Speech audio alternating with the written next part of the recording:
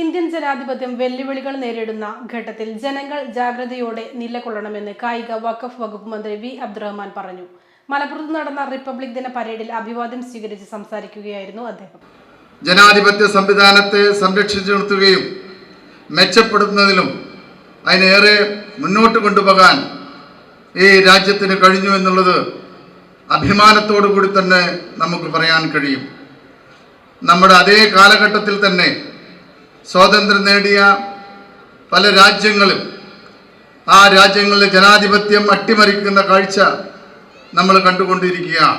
India എല്ലാ മേഖലകളിലും സ്വാതന്ത്ര്യ ലബ്ധിക്ക് ശേഷം അഭിമാനകരമായ നേട്ടം കൈവരിച്ചിട്ടുണ്ടെങ്കിലും ശാസ്ത്രാവബോധത്തിൽ നാം പിന്നോട്ട് പോകുന്നത് വിഘടന വിഭാഗീയ പ്രവണതകൾക്ക് വളം വയ്ക്കുന്നുണ്ട്.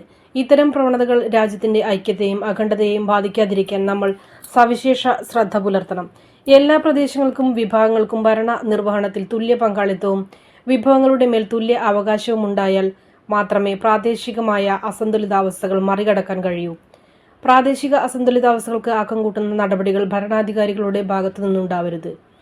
ജനകീയ പങ്കാളിത്തത്തോടെ വികസന പ്രവർത്തനങ്ങൾ നടത്തുന്നതിൽ രാജ്യത്തിന് തന്നെ മാതൃകയായ സംസ്ഥാനമാണ് കേരളം. സുസ്ഥിര വികസന ലക്ഷ്യങ്ങൾ, മികച്ച ഭരണ നിർവഹണം, ക്രമസമാധാനം, മികച്ച നിലവാരമുള്ള സ്കൂൾ വിദ്യാഭ്യാസം, കുറഞ്ഞ മാതൃശിശു മരണനിരക്ക് തുടങ്ങി എല്ലാ മേഖലകളിലും കേരളം മാതൃകയാണ്.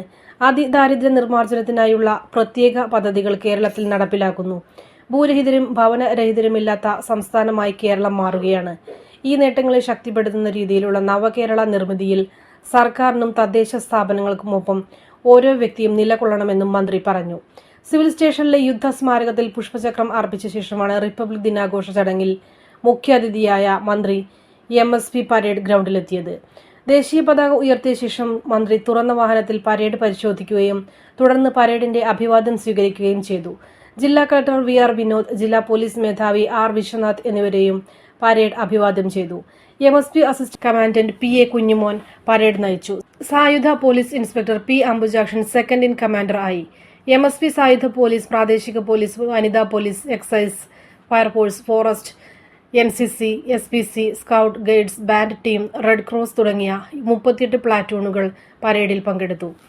പരേഡിന് മുന്നോടിയായി നഗരസഭാ പരിധിയിലെ വിദ്യാർത്ഥികൾ പങ്കെടുത്ത പ്രഭാതപേരിയും നടന്നു. നമ്മുടെ സംതൃപ്തിയേക്കാൾ വിലപ്പെട്ടതാണ് നമുക്ക് വേണ്ടപ്പെട്ടവരുടെ സന്തോഷം. പരിശുദ്ധമായവ ഹൃദയപൂർവ്വം സമ്മാനിക്കുമ്പോൾ നമ്മുടെ സന്തോഷവും ഇരട്ടിയാകും. Dubai Golden Diamonds, Pride of Generations, India, Oman, Bahrain.